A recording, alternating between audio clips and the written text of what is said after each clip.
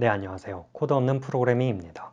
네, 지금 계속해서 C++ 렉처를 올리고 있는데요. 이렇게 직접 인사를 드리는 이유는 새로운 코스를 업로드를 할 거기 때문이에요. 그 새로운 코스는 머신러닝에 대한 내용이에요. 제가 예전에 개발자라면 알면 좋은 기술들이라는 영상을 올렸어요. 그 안에서 클라우드 시스템, 데이터베이스, 다커 같은 기술들에 대해서 이야기를 하면서 머신러닝도 언급을 하였어요. 그때 머신러닝은 지금 약간은 스페셜하게 보이지만 나중에 되면은 머신러닝은 현재의 데이터베이스 기술처럼 아무나 가져다가 쓸 수 있는 기술이 될 거다라고 이야기를 하였죠. 그래서 제가 머신러닝 강의를 준비하게 된 이유는 이렇게 아무나 쓰게 되는 머신러닝의 시점을 조금 더 앞당기고 싶어서예요.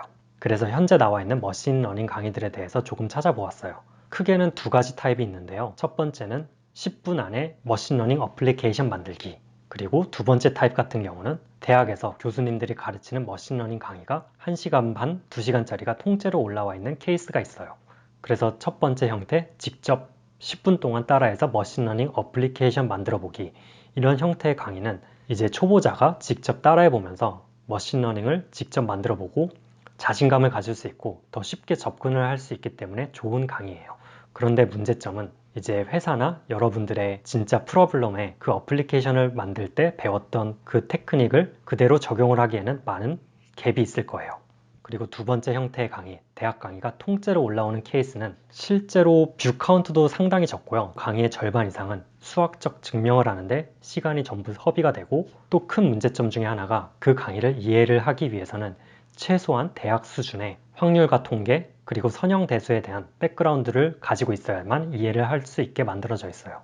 그래서 이 두 가지 강의가 모두 중요하긴 한데 그 중간쯤에 어디선가 머신러닝 문제를 봤을 때 해결을 할 수 있으면서도 기초가 탄탄해서 거기서 새로운 문제가 나왔을 때 이 부분을 살짝만 고치면 진짜 문제를 깔끔하게 해결을 할 수 있다. 이러한 포인트까지 그리고 아주 작은 수학적인 증명이 아니라 어느 정도 직관을 가질 수 있는 강의를 만들어 보고 싶었어요. 그리고 제가 이러한 강의를 계획하게 된 직접적인 원인이 하나 있는데요.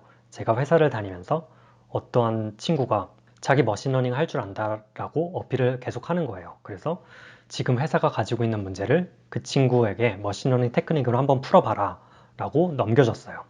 그랬더니 그 친구는 뭐 자기 컴퓨터에 파이썬, 주피터 노트북, 사이킷런을 설치를 한 다음에 데이터를 전부 그 머신러닝 사이킷런 툴에다가 넣죠.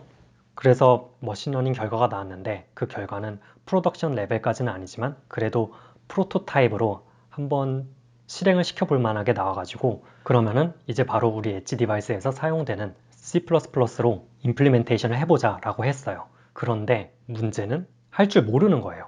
분명히 그 친구는 C++를 할 줄 알아요.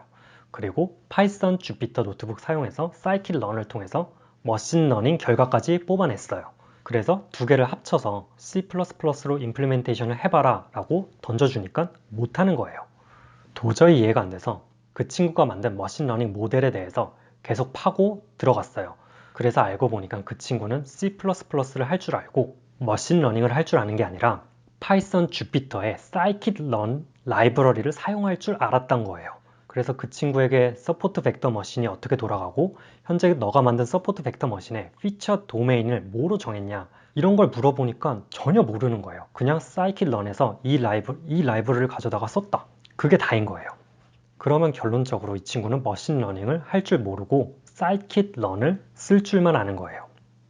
뭐 이거를 데이터베이스에 비유를 하자면은 요새 데이터베이스 ORM 모델로 나와가지고 클래스로 오브젝트 만들면 그대로 데이터베이스에 들어가죠. 그래서 잘 가져다가 데이터베이스 모델을 사용하는 거예요.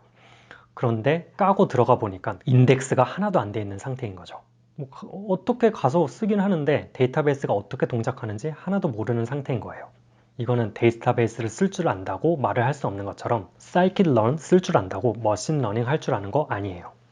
그 scikit-learn과 실제적으로 어떻게 돌아가는지 그 밑에서 돌아가는 기본 원리를 이해를 한다면 정말 아무나 가져다가 머신러닝을 제대로 쓸 줄 안다라는 거예요. 그래서 머신러닝 강의는 기본적으로 파이썬을 사용할 건데요. 파이썬을 모르더라도 아무런 문제가 없어요. 왜냐하면 파이썬의 화려한 기술을 사용할 게 아니라 그냥 for loop, if, statement 같은 것들만 사용을 할 거예요. 그런데 파이썬의 기본 데이터 컨테이너인 리스트와 딕셔너리 같은 것들은 알면 좋겠죠.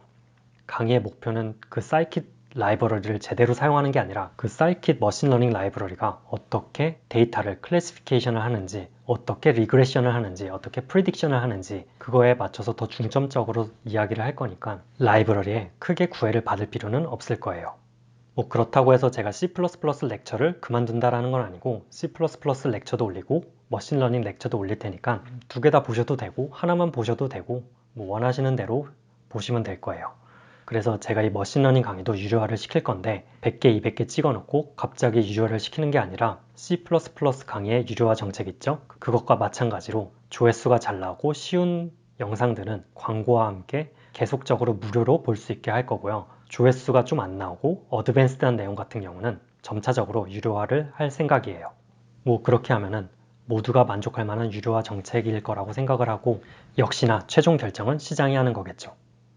그러면은 코드 없는 프로그래밍의 머신러닝 강의 많이 봐주시고요. 오늘 여기서 마무리할게요. 감사합니다.